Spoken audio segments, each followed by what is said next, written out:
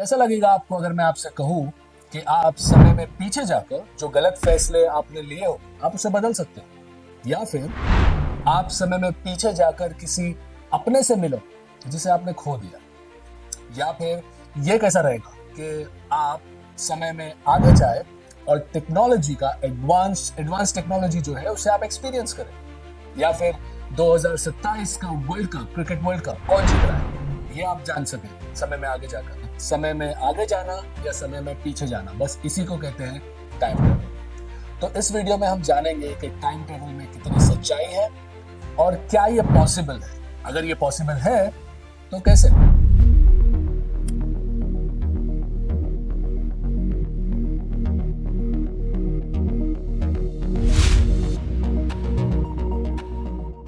Hello दोस्तों, मैं इकबाल खान, आपका होस्ट एंड दोस्त। आज बात करेंगे हम टाइम ट्रेवल के बारे में। Let's begin. सबसे पहले आपको बताना चाहूंगा कि कुछ लोग क्लेम करते हैं जिन्होंने टाइम ट्रेवल किया है और वो पकड़े भी गए हैं। तो चलिए उनके बारे में कुछ जानते हैं। ये कहानी फ्यूचर से पास्ट की है, जिसमें एक बंदा 2256 से हमारे समय में आता है। मार्च 2003 में एफबीआई ने एक बंदे को अरेस्ट किया। अखबार में रिपोर्ट किया गया कि ये बंदा हद से ज्यादा लकी है और स्टॉक के इतिहास में किसी ने इतना पैसा नहीं कमाया था। ये बंदे ने स्टॉक में $800 इन्वेस्ट करके $350 मिलियन बना लिए। हमारी भाषा में इसने 67,000 रुपीस इन्वेस्ट किए और उसे 2,940 करोड़ बना दिया। एफबीआई को शक हुआ कि ये बंदा कोई स्कैम कर रहा है, कोई फ्रॉड कर रहा है, या फिर ये कोई इनसाइड ट्रेडर है। जब एंड्रयू कार्लसन से पूछताछ की गई तो उसने कहा कि मैं एक टाइम ट्रेवलर हूं जो फ्यूचर से आया हूं 2003, और उसने कहा कि मुझे मालूम था कौन से स्टॉक्स ऊपर जाएंगे, कौन से स्टॉक्स नीचे जाएंगे, और मैंने बहुत सोच समझ कर पैसे लगाए, इसीलिए ये रिजल्ट आया। एफबीआई सुन के हैरान हो गई। एफबीआई को लगा ये बंदा झूठ बोल रहा है। एफबीआई ने सोचा इसे हम गलत प्रूफ करेंगे, इसकी जो पोल है वो खोलेंगे। लेकिन जब एफबीआई ने और जांच पड़ताल की तो उन्हें पता चला कि दिसंबर 2002 से पहले एंड्रयू कार्लसन का कोई रिकॉर्ड नहीं है। इससे भी ज्यादा हैरान कर देने वाली बात यह थी कि 3 अप्रैल 2003 को कार्लसन को कोर्ट में पेश होना था अपनी बेल हेयरिंग के लिए, लेकिन अचानक वो जेल से गायब हो जाता और उसके बाद एफबीआई को वो कभी नहीं मिलता और उसका आज तक कोई अता पता नहीं। क्या एंड्रयू कार्लसन सही में टाइम ट्रेवलर था? टाइम ट्रेवल क्या सही में पॉसिबल है?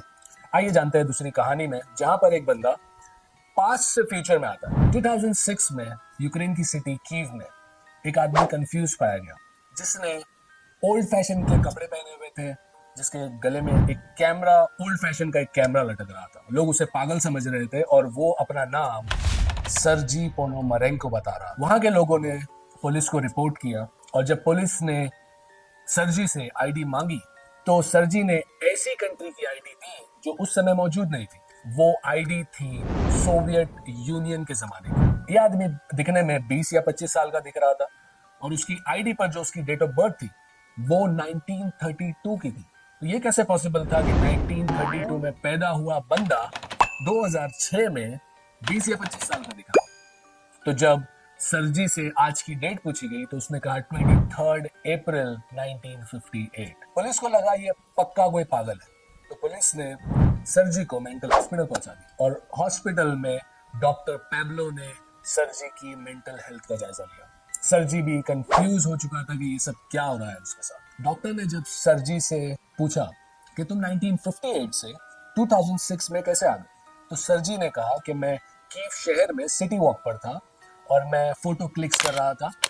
तभी मुझे आसमान में कोई चीज दिखाई दी और जैसे ही मैंने उस चीज का फोटो खींचा, कीव शहर में सब कुछ फ्यूचरिस्टिक हो गया।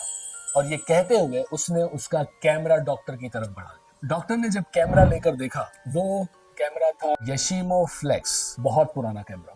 तो डॉक्टर ने एक फोटोग्राफर को बुलाया जिसने बताया कि कैमरे के अंदर जो रोल है वो 1956 में मैन्युफैक्चर हुआ है और वो रोल डिसकंटिन्यूड हो चुका है 1970 में। फोटोग्राफर ने जब रोल डेवलप की और जो तस्वीरें सामने आई उससे कंफ्यूजन और ज्यादा बढ़ गया, क्योंकि उस फोटो में कीव सिटी 1950s की कीव सिटी की फोटोज थी, जैसे पुरानी बिल्डिंगें, पुरानी स्ट्रीट्स, पुरानी गाड़ियां, और सरजी की कुछ पर्सनल फोटोज भी थी जिसमें वो उसकी गर्लफ्रेंड के साथ खड़ा था, और फोटोज में जो वो कपड़ों में खड़ा था आज भी डॉक्टर के सामने वो सेम कपड़ों में था।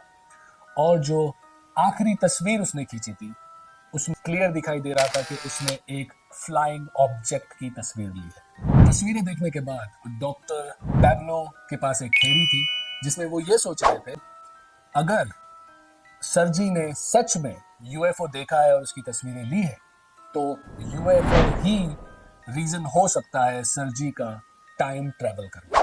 इन्वेस्टिगेशन और पूछताछ के बाद सरजी को एक मिलिट्री स्पेशल रूम में रखा गया जहां पर हर जगह कैमरे लगे थे, बस जिस स्पेशल रूम में सरजी को रखा गया था वहां कैमरा नहीं था। और उस रात कुछ ऐसा होता है कि सरजी उस रात उस रूम से गायब हो जाता है और सारे सर्वेलेंस फुटेज चेक किए जाते हैं पर सरजी का कोई अता पता नहीं चलता। तो ये कहानी यही खत्म नहीं होती, सरजी की कहानी में और बहुत कुछ है, बट इस बारे में किसी और वीडियो में डिटेल में बात करें। अब ये दोनों कहानियों में कितनी सच्चाई है कोई नहीं बता सकता, क्योंकि जो बता सकते थे वो खुद गायब। तो आइए जानते हैं कितनी सच्चाई है टाइम ट्रेवल में। साल चल रहा है 2024 और अनफॉर्चुनेटली हमने अब तक साइंटिफिकली टाइम ट्रेवल डिस्कवर नहीं किया।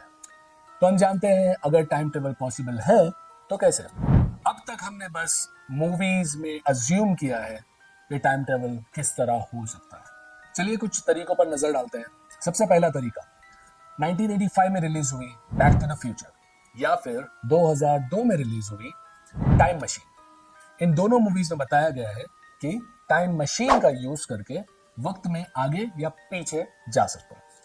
दूसरा तरीका Harry Potter prisoners of Azkaban में बताया गया है कि हरमाइनी स्टिल खड़ी होकर टाइम टर्नर का यूज करती है जिससे टाइम उसके इर्द गिर्द आगे या पीछे बढ़ रहा होता है। तीसरा तरीका जिसमें 1979 में रिलीज हुई सुपरमैन मूवी, जिसमें सुपरमैन लाइट स्पीड से तेज उड़ता है और वक्त में पीछे चला जाता है। और भी अलग अलग तरीके थे मूवीज में, बट मुझे कुछ ये तीन ठीक लगे। अब आप सोच रहे होंगे कि क्या सच में टाइम ट्रेवल पॉसिबल है या ये सब बकवास है। तो मैं आपको कहूंगा कि बहुत से तरीके बिल्कुल बकवास है, बट यस कुछ तरीके हैं जिससे फ्यूचर में टाइम ट्रैवलिंग पॉसिबल है, जैसा हमने हमारी दो स्टोरीज में सुना। तो दो तरीके हैं टाइम ट्रैवल करने के, पास्ट में टाइम ट्रैवल करना या फिर फ्यूचर में टाइम ट्रैवल करना। जैसा हमने देखा एंड्रयू कार्लसन जो फ्यूचर से पास्ट में आता है एंड स्टॉक्स में पैसे कमाने की कोशिश करता है, या सरजी जो गलती से ही सही पास्ट से फ्यूचर में आ जाता है। तो पहले बात करते हैं फ्यूचर टाइम ट्रैवलिंग के बारे में।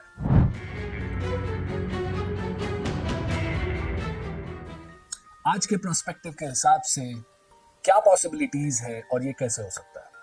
मैं आपको बताना चाहूंगा कि फ्यूचर में टाइम ट्रैवल करना बिल्कुल पॉसिबल है, और अब मैं बताऊंगा कैसे। ज्यादा डिटेल में नहीं जाऊंगा, सिंपल वर्ड्स में आपको समझाने की कोशिश करता हूँ। दुनिया के मोस्ट फेमस मैथमेटिशियंस और फिजिसिस्ट आइजैक न्यूटन, इन भाई साहब का कहना था कि आप स्पेस में कहीं भी ट्रैवल करो टाइम हमेशा सेम स्पीड पर ही होता है। बट एल्बर्ट आइंस्टाइन, इन भाई साहब ने आइजैक न्यूटन की बात को नकारा और कहा कि नहीं, स्पेस टाइम हमेशा सेम नहीं होता, ये एक नदी की तरह होता है। जिस तरह नदी में पानी की स्पीड कभी स्लो होती है कभी फास्ट होती है, उसी तरीके से वक्त को स्लो या फास्ट किया जा सकता है। तो दो तरीके हैं वक्त को स्लो करके फ्यूचर में टाइम ट्रेवल करने के। पहला तरीका जिसमें आपके पास एक रॉकेट होना चाहिए या फिर कोई स्पेसक्राफ्ट जिससे आप स्पेस में लाइट स्पीड से तेज उड़े, और अगर आप ऐसे कोई स्पेसक्राफ्ट में 5 साल स्पेंड करते हो जो लाइट स्पीड से तेज उड़ रहा हो, तो आप जब रिटर्न अर्थ पर आओगे तो आप 4500 ईयर्स फ्यूचर में चले जाओगे। बट अनफॉर्चुनेटली आज की तारीख में हमारे पास ऐसी कोई भी टेक्नोलॉजी अवेलेबल नहीं है। इसके अलावा सेकंड ऑप्शन जिससे हम टाइम स्लो कर सकते हैं वो है आपको टाइम स्पेंड करना होगा जुपिटर के पास या सूरज के पास या कोई प्लैनेट के पास। क्योंकि जिस ऑब्जेक्ट की ग्रेविटी फोर्स जितनी ज्यादा होगी वहां टाइम उतना स्लो होगा। जैसा कि आप बहुत से लोगों ने इंटरस्टेलर मूवी देखी होगी, जिसमें उस फिल्म के जो मेन कैरेक्टर थे वो एक ब्लैक होल के पास जाते हैं, वो प्लेनेट के बाहर अपना मेन शिप पार्क करते हैं और प्लेनेट पर उतरते हैं। वो प्लेनेट पर जो मेन कैरेक्टर होते हैं वो 1 घंटा स्पेंड करते हैं, 1 आवर स्पेंड करते हैं, लेकिन वो 1 आवर जो मेन शिप पर दूसरे एस्ट्रोनॉट से उनके लिए 7 ईयर्स हो जाता है। और इसे कहते हैं टाइम डायलेशन, और ये साइंटिफिकली एक्यूरेट है। तो चलिए बात करते हैं पास्ट में टाइम ट्रेवल करने की। अगर मैं अपना ओपिनियन दूं तो मुझे नहीं लगता पास्ट में टाइम ट्रेवल करना पॉसिबल है, क्योंकि स्टेफन हॉकिंग्स जो एक बहुत बड़े फिजिसिस्ट रह चुके हैं, इन्होंने एक पार्टी ऑर्गेनाइज की थी 28 जून 2009 में यूनिवर्सिटी ऑफ कैम्ब्रिज में। और वो पार्टी की खास बात ये थी कि वो पार्टी सिर्फ और सिर्फ टाइम ट्रेवलर्स के लिए रखी गई थी, जो फ्यूचर से इस टाइम आए और वो पार्टी अटेंड करें। बट ऐसा कुछ हुआ नहीं, क्योंकि उस पार्टी में कोई नहीं आया।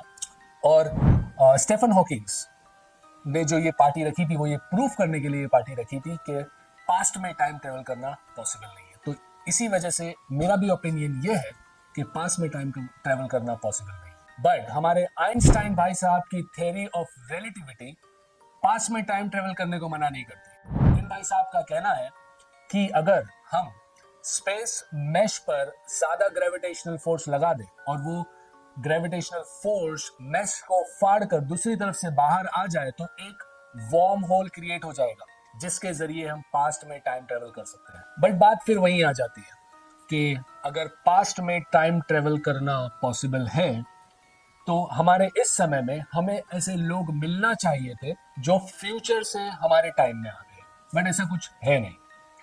तो इसीलिए मेरा ओपिनियन ये है कि पास्ट में टाइम ट्रेवल करना नॉट पॉसिबल।